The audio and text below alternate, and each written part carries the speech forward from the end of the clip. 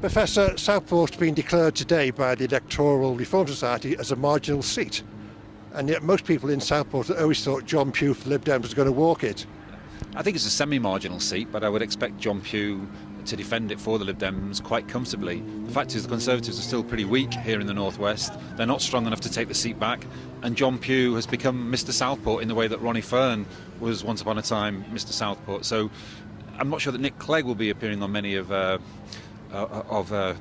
John Pugh's leaflets, but nonetheless, the fact is it's a safe-ish Lib Dem seat now, but you can still just about call it a semi-marginal. What about UKIP though? They have a strong presence in Southport. Well, I've heard the Deputy Leader of UKIP, Paul Nuttall, argue strongly that UKIP can make a big showing here, and there is the fact that there are some things that UKIP can play on. For example, seasonal work here in Southport, but I don't think they're strong enough.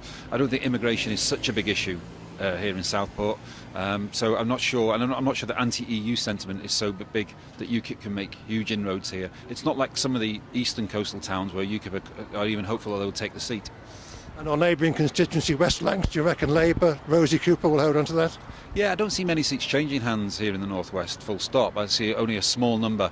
Where Labour will make gains, I think, is at the expense of the Liberal Democrats, but I don't see the Conservatives making gains at the expense of the Liberal Democrats. So, Southport, Hazel Grove, Cheadle, where the Lib Dems are up against the Tories, I think the Lib Dems will hold on. So I think John Pugh can sleep reasonably comfortably. I mean, there's always a risk with these things. They've still got to get the vote out. Turnout will be good in Southport as well. That's partly because of the demographics here, large elderly population. Expect lots of people to go to the polls. And nationally? Nationally, it really is that cliche, too close to call. Yeah. Thank you very much.